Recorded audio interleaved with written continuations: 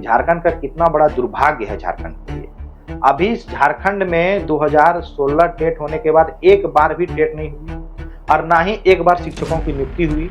और जब अब शिक्षकों की नियुक्ति होने की बारी हुई है तो सरकार 2022 में एक नई संवर्ग नियुक्ति नियमावली लाती है जिसका नाम है सहायक आचार्य नियुक्ति नियमावली। बिना नियुक्ति का अगर 3 संशोधन हो जा रहा है तो ये तो प्रश्न चिन्ह खड़ा होता है ना अधिकारियों के ऊपर।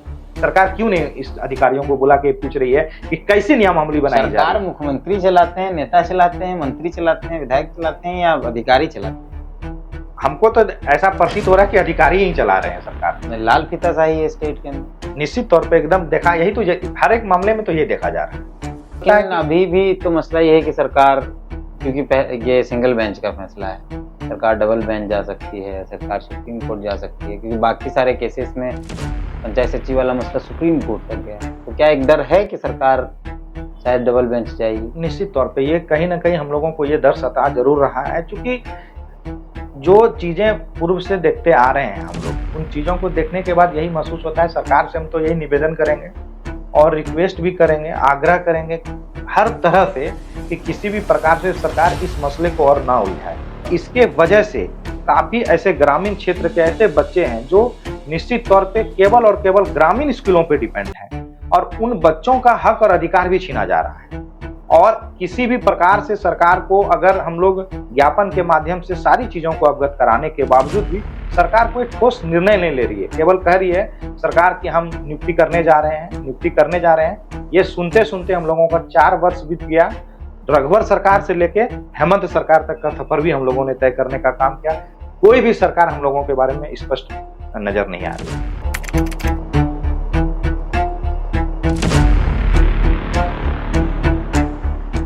झारखंड आंदोलन की धरती है और सिर्फ अलग राज्य के लिए नहीं, अलग राज्य के बाद भी आंदोलन चलता रहा है। आपको नौकरी भी लेना यहाँ होगा। आप चाहे कितने भी बुद्धिमान हैं, आप कितने भी पढ़े लिखे हैं या कितने भी सफल हैं, तो आपको नौकरी लेने के लिए भी आंदोलन करना पड़ता है। पिछले 2016 के बाद से एक आंदोलन जो चला सबसे लंबा, वो था जेटेट अभ्यर्थियों का, जेटेट पास अभ्यर्थियों का। वो एग्जाम लिखकर पास कर गए, रिजल्ट भी निकल जाता है, उसके बाद भी वो नौकरी के आस में लगातार सड़क पर आंदोलन कर रहे थे। धरना लंबे समय तक उनका चला, उनके जो अगुवा रहे वो भूख हड़ताल तक बैठे, लाठियां चली और फाइनली कल जो है वो कोर्ट का एक फैसला आया जिसके बाद उनका पूरा संघर्ष अब सफल होता नजर आ रहा है। पिछले 24 घंटे से परिमल कुमार वर्सेस झारखंड सरकार करके जो तमाम जगहों पर दिख रहा है, चाहे आज के सुबह का अखबार हो, उसके पहले पन्ने में ये सारी खबरें हैं, या सोशल मीडिया पर या डिजिटल मीडिया के जितने पोर्टल्स हैं उनमें जो खबरें हैं कि जेटेट पास जो अभ्यर्थी हैं उनको 6 हफ्ते के अंदर सरकार नौकरी दे या उनको जो भी जिस तरीके से उनकी जो डिमांड है उसको पूरा करे। ये बात पिछले 24 घंटों में चल रही। हमारे साथ परिमल दा हैं जो जेटेट के प्रदेश अध्यक्ष हैं और इस लड़ाई को इन्होंने अपने साथियों के साथ मिलकर बहुत लंबे समय से लड़ा। और ईचरण दास साथ में हैं, वो भी इसी जो ऑर्गेनाइजेशन है, जो संगठन है जेटेट संघ, उसके ही सदस्य हैं। दोनों न्यायालय गए, सड़क पर भी आंदोलन चल रहा था और उसके बाद वो दोनों साथ में न्यायालय भी गए और फाइनली रिजल्ट हुआ। हम लोग उन्हीं तक पहुंचते हैं ज्यादा नहीं बात करके और समझते हैं कि आखिर क्या रिजल्ट आया है और अब क्या महसूस करें। पहले तो परिमल दा आपका बहुत बहुत स्वागत है। आपको भी, आप लोग, क्योंकि हम लोग बहुत नजदीक से, पिछले जितने समय से मेरा पत्रकारिता का अनुभव है उतने समय से आप संघर्ष कर रहे हैं सड़क पर जेटेट वाले मसले को लेकर। और कल जो फैसला आया हाई कोर्ट का, आप सड़क पर आंदोलन किए, आप मुख्यमंत्री से मिले, विपक्ष के नेताओं से मिले, आपने धरना दिया, लाठियां खाई आपने, और अब हाईकोर्ट की तरफ से सिंगल बेंच ने एक फैसला दिया। फैसला क्या है उसके बाद हम बाकी चीजों की बात। देखिए, निश्चित तौर पे हमारे अधिवक्ता अमृतान वस्त ने सारी बातों से जज साहब को अवगत कराया और वस्तु स्थितियां ये थे कि हम लोग 7 साल से नियुक्ति का इंतजार कर रहे हैं। कहीं ना कहीं ये स्पष्ट है, न्यायालय का आदेश है कि 6 हफ्ता के अंदर सरकार इन लोगों के बारे में जल्द से जल्द नियुक्ति करने का निर्णय ले। आपका डिमांड क्या है?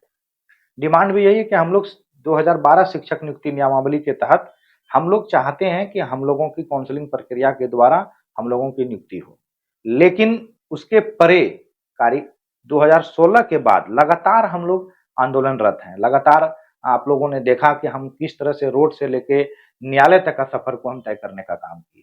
अंततः जब सरकार की ओर से कोई भी अधिकारी या सरकार के कोई भी शुभचिंतक हम लोगों की बातों को सुनने से और हम लोगों की बातों से इनकार करते परे नजर आए, उसके बाद हम लोगों ने न्यायालय की ओर मुख करने का काम किया। और हम लोगों का, जैसे कि झारखंड के तमाम अभ्यर्थियों का न्यायालय में जो अटूट विश्वास है, ऐसे तो पूरे भारत का ही अटूट विश्वास रहा है, लेकिन झारखंड के अभ्यर्थियों के लिए विशेष इसलिए हो जाता है कि यहाँ किसी भी प्रकार की नियुक्तियां बिना न्यायालय के सफल होते नजर नहीं आती है। आप लोग तो आखिरी अभी तक 2016 के बाद तो कोई जेटेट हुआ नहीं। और राज्य में शिक्षकों की स्थिति बहुत खराब है, शिक्षक नहीं है सरकारी स्कूलों में। और ये बात तो आप लगातार अपने आंदोलनों में और जिनसे भी मिले हैं, ये बात तो आप उठाए हैं। निश्चित तौर पे हम तो लगातार सरकार को समय समय पे अवगत कराते आए हैं कि राज्य में शिक्षकों की घनघोर कमी है। 62 मतलब समझ लीजिए कि आप 30 अभ्यर्थियों पे एक शिक्षक चाहिए, और राज्य में ऐसा है कि 60, 62, 40, 50 पे भी एक शिक्षकों की कमी है। अब किस तरह से सरकार कहती है, इतनी जो सारी चीजें देख रहे, चाहे कोई भी सरकारें हों, कि शिक्षा का स्तर अच्छा करना है। अब शिक्षक का स्तर आप अच्छा कैसे कर सकते हैं? जब तक राज्य में शिक्षकों की नियुक्ति नहीं होगी, जब तक विद्यालय में शिक्षक नहीं होंगे, तो बच्चे को पढ़ाएंगे क्या? आप इसी का नतीजा है कि लगातार कहीं ना कहीं ड्रॉप आउट जो स्टूडेंट हो रहे हैं, क्योंकि शिक्षकों की कमी है। बच्चे विद्यालय जा रहे हैं, उनको वैसी शिक्षा नहीं मिल पा रही है, और इसके वजह से काफी ऐसे ग्रामीण क्षेत्र के ऐसे बच्चे हैं जो निश्चित तौर पे केवल और केवल ग्रामीण स्कूलों पे डिपेंड हैं, और उन बच्चों का हक और अधिकार भी छीना जा रहा है। और किसी भी प्रकार से सरकार को, अगर हम लोग ज्ञापन के माध्यम से सारी चीजों को अवगत कराने के बावजूद भी सरकार कोई ठोस निर्णय नहीं ले रही है। केवल कह रही है सरकार कि हम नियुक्ति करने जा रहे हैं, नियुक्ति करने जा रहे हैं। ये सुनते सुनते हम लोगों का 4 वर्ष बीत गया। रघुवर सरकार से लेके हेमंत सरकार तक का सफर भी हम लोगों ने तय करने का काम किया। कोई भी सरकार हम लोगों के बारे में स्पष्ट नजर नहीं आ रही है। आप लोग सड़क पर थे, आंदोलन कर रहे थे, बारिश का समय था जब आप लोग वहां धरना पर बैठे थे, पुलिस या प्रताड़ना भी थी इसी सरकार के अंदर। तो महसूस कैसा कर रहे हैं? मतलब ठीक है आपको रिजल्ट मिला है, लेकिन क्योंकि आपके जिम्मे सब कुछ था, ये पूरी लड़ाई, क्योंकि जितने भी अभ्यर्थी थे इस पूरे लड़ाई में, तमाम लोग आपके और आस लगाए रखे थे और आप लगाए थे न्यायालय की तरफ। तो कल जब फैसला आया तो शायद हम लोग उस बात को महसूस नहीं कर सकते, लेकिन चाहते हैं कि आप बताएं कि आप कैसा महसूस कर रहे थे। जिस प्रकार से आप हम लोगों ने देखने का काम किया, राज्य में पंचायत सचिव की नियुक्तियां हुई, और उनको भी न्यायालय सुप्रीम कोर्ट के द्वारा उनको जजमेंट आने के बाद सरकार नियुक्ति पत्र बांट रही है। और सोनी कुमारी के केस में आप देख लीजिए कि उसी प्रकार से जजमेंट आया। आप उसके बाद हाई स्कूल शिक्षकों के बारे में भी आप देखिए, तमाम ऐसे नियुक्तियां कहीं ना कहीं हम लोगों की आस थी, उस पर टिकी हुई थी। जब कल हेयरिंग था तो हम लोग बस यही कामना कर रहे थे कि क्या हम लोगों के साथ होगा, क्या कोई एक उम्मीद की किरण हम लोगों के अंदर एक जगी है। सभी टेट पास जो भी अभ्यर्थी हैं, जो भी 2016 में टेट पास किए हैं, उनकी निगाहें हमारे ओर टिकी हुई थी कि किसी भी प्रकार से न्यायालय हम लोगों के दर्द को समझे। और निश्चित तौर पे जो हम लोग 7 साल से भटक रहे थे, जो कोई भी हम लोगों का दर्द, कोई भी हम लोगों का सूद लेने नहीं आया, कोई भी हम लोगों से ये नहीं, हम लोगों की दर्द बांटने नहीं आया। एक ही बार में न्यायालय ने हम लोगों के दर्द को सुना, और सुनते ही 6 हफ्ते का सरकार को टाइम दे दिया। इसके वजह से हम लोगों के अंदर इतनी खुशी है, एक उम्मीद की किरण जगी। ना कहीं हम लोगों को लगता है लेकिन अभी भी तो मसला ये है कि सरकार, क्योंकि ये सिंगल बेंच का फैसला है, सरकार डबल बेंच जा सकती है, सरकार सुप्रीम कोर्ट जा सकती है, क्योंकि बाकी सारे केसेस में पंचायत सचिव वाला मसला सुप्रीम कोर्ट तक गया। तो क्या एक डर है कि सरकार शायद डबल बेंच जाएगी? निश्चित तौर पे ये कहीं ना कहीं हम लोगों को ये डर सता जरूर रहा है, क्योंकि जो चीजें पूर्व से देखते आ रहे हैं हम लोग, उन चीजों को देखने के बाद यही महसूस होता है, सरकार से हम तो यही निवेदन करेंगे और रिक्वेस्ट भी करेंगे, आग्रह करेंगे हर तरह से कि किसी भी प्रकार से सरकार इस मसले को और ना उलझाए। न्यायालय का स्पष्ट आदेश है, आपके विधायक जो एट द करेंट टाइम जो आपके सरकार में सम्मिलित हैं, उनके अधिकांश विधायकों के द्वारा लेटर दिया गया है मुख्यमंत्री को कि आप शिक्षकों की नियुक्ति 2012 शिक्षक नियुक्ति नियमावली के तहत करें। न्यायालय कह रही है, आपके विधायक कह रहे हैं, जो शिक्षा मंत्री जो पूर्व में जो थे, जो गुजर गए, उनको, और उन्होंने भी यही कहा था। लेकिन कहां पेच फंस जा रही है ये हम लोगों के समझ से परे है। आए दिन हम लोग पत्रचार के माध्यम से देखने का काम करते हैं कि अधिकारियों के द्वारा, आप बताइए कि झारखंड का कितना बड़ा दुर्भाग्य है झारखंड के लिए। अभी झारखंड में 2016 टेट होने के बाद एक बार भी टेट नहीं हुई और ना ही एक बार शिक्षकों की नियुक्ति हुई। और जब अब शिक्षकों की नियुक्ति होने की बारी हुई है तो सरकार 2022 में एक नई संवर्ग नियुक्ति नियमावली लाती है जिसका नाम है सहायक आचार्य नियुक्ति नियमावली। अब सहायक आचार्य नियुक्ति नियमावली में आप समझ लीजिए कि किस तरह से सरकार हम लोगों को उलझाने का काम कर रही है। सहायक आचार्य नियुक्ति नियमावली में स्पष्ट उल्लेखित है कि हम लोग जो है सहायक शिक्षक नहीं बनेंगे, 10 साल बाद बनेंगे। जबकि हम लोग पूरी अहर्ता रखते हैं सहायक शिक्षक बनने का। टेट पास करने के पश्चात हम लोगों के मार्कशीट में जो हम लोगों को एक दिया जाता है सर्टिफिकेट, उस सर्टिफिकेट में साफ वर्णित है कि हम लोग सहायक शिक्षक बनने योग्य हैं। उसके बावजूद देखिए क्या ये चल रहा है कि नहीं, आप लोगों को सहायक आचार्य बनाएंगे। तो समझ से परे है हम लोगों के लिए किस तरह से नियमावली सरकार सहायक शिक्षक आप लोग कह रहे हैं और सरकार सहायक आचार्य कर रही है। जी बिल्कुल। क्या अंतर है दोनों? दोनों बेसिकली दोनों में फार डिफरेंस है। आप समझ लीजिए कि एक ही विद्यालय में आज के समय में पारा शिक्षक कार्यरत हैं और आज के समय में अब वो एक सहायक आचार्य को बनाना चाह रहे हैं। और एट द करंट टाइम जो अभी जो पूर्व से शिक्षक अभी कार्यरत हैं, जो 2012 शिक्षक नियुक्ति नियमावली के तहत जिनकी नियुक्ति हुई, तो पहले सीधी नियुक्ति होती थी काउंसलिंग के माध्यम से, अब एक और चयन परीक्षा कर दिया गया है। और दूसरी बात इसमें है कि आप 10 साल के बाद सहायक शिक्षक हम लोग बनेंगे। ये जो टाइम और पीरियड है, ऑलरेडी हम लोग 7 साल झेल चुके हैं, उसके बाद फिर ये 10 साल हम लोगों को रोकना चाह रही है। पता चला कई ऐसे अभ्यर्थी हैं जिनकी उम्र सीमाएं अंतिम कगार पे है, वो तो सहायक शिक्षक भी नहीं बन पाएंगे। जबकि उनको देखिए एक ऐसा दुर्भाग्य है, झारखंड सरकार के द्वारा, जैक के द्वारा हम लोगों को सर्टिफिकेट मिलता है कि हम लोग सहायक शिक्षक बनने योग्य हैं और बिना सहायक शिक्षक बने हमारे कई ऐसे मित्रगण हैं जो रिटायर कर जाएंगे। ये विडंबना है झारखंड की। किस प्रकार से ये चीजें स्पष्ट हो रही है, क्या मतलब समझिए कि क्या मतलब अधिकारी इतने पढ़े लिखे, इतने हाईली क्वालिफाइड, इसमें तो कोई किंतु परंतु नहीं है, सभी आईएएस कैटेगरी के अधिकारी हैं। और वो कैसी नियमावली बनाए जो अभी तक एक भी नियुक्ति नहीं हुई 2022 के बाद, और 3 बार संशोधन हो गया नियुक्ति नियमावली में। अब हमको लगता है कहीं चौथा संशोधन ना हो जाए। अब ये बिना नियुक्ति का अगर 3 संशोधन हो जा रहा है तो ये तो प्रश्न चिन्ह खड़ा होता है ना अधिकारियों के ऊपर। सरकार क्यों नहीं इस अधिकारियों को बुला के पूछ रही है कि कैसी नियमावली बनाई जा रही है? सरकार मुख्यमंत्री चलाते हैं, नेता चलाते हैं, मंत्री चलाते हैं, विधायक चलाते हैं या अधिकारी चलाते हैं? हमको तो ऐसा प्रतीत हो रहा है कि अधिकारी ही चला रहे हैं सरकार। लाल फीताशाही है स्टेट के अंदर। निश्चित तौर पे एकदम देखा, यही तो हर एक मामले में तो ये देखा जा रहा है। ये तो स्टेट के लिए नुकसानदेह है, क्योंकि जो अधिकारी आ रहे हैं वो कल किसी विभाग में है, परसों किसी विभाग में है, कल कहीं थे, आज कहीं है। लेकिन हम और आप जिसको नेता चुनते हैं अपने मुद्दों के लिए, अपने अधिकारों के लिए, तो उन पर तो जिम्मेदारी ज्यादा है। अधिकारी का क्या मतलब है, वो फिर कहीं चले जाएंगे।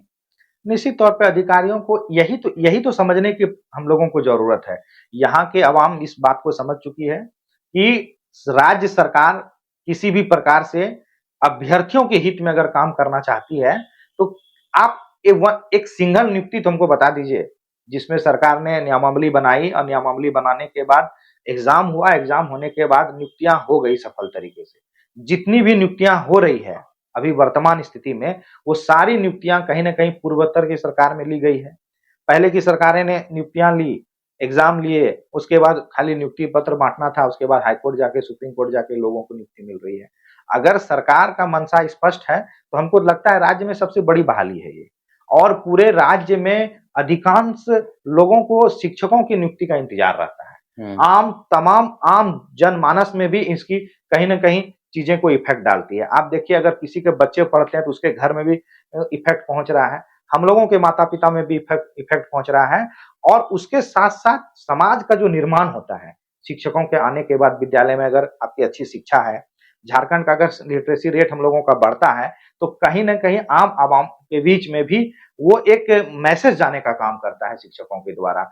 और उसके बावजूद भी शिक्षकों की इतनी घनघोर कमी है राज्य में, तो राज्य सरकार आखिर निर्णय क्यों नहीं ले रही है कि जब आपके पास नियमावली स्पष्ट है, वो भी ऐसी नियमावली जो आपके द्वारा बनाई गई नियमावली है। जब 18 महीने की सरकार मुख्यमंत्री माननीय हेमंत सोरेन जी की थी, उन्होंने ही सहायक शिक्षक नियुक्ति नियमावली 2012 बनाई और उस नियमावली के तहत 15 में नियुक्तियां हो गई।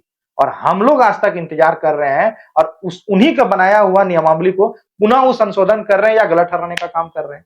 जब या न्यायालय अपना ही बना, मतलब ऐसी कहावत है कि कोई अपना देश खट्टा नहीं बोलता है, लेकिन मुख्यमंत्री हेमंत सोरेन लगता है पहले मुख्यमंत्री जिन्होंने अपनी बनाई नियमावली पर ही सवाल उठाया और फिर उसके संशोधन किया। बिल्कुल निश्चित तौर पे ये यानी ये अधिकारियों का ही है सब कुछ। निश्चित तौर पे अगर ये बात समझ पाते, कहीं ना कहीं माननीय मुख्यमंत्री इतने बिजी रहते हैं या हर पूरे राज्य उनको देखना है, लेकिन इतनी बारीकी सी चीज को समझने की जरूरत है कि ये नियमावली जो बनी है शिक्षकों की, ये आपके द्वारा बनाया गया है। जब आपके द्वारा नियमावली बनाया गया तो पुनः 7 वर्ष के बाद ऐसा क्या हो जाता है जो उस पूरी नियमावली को रद्द करना पड़ता है?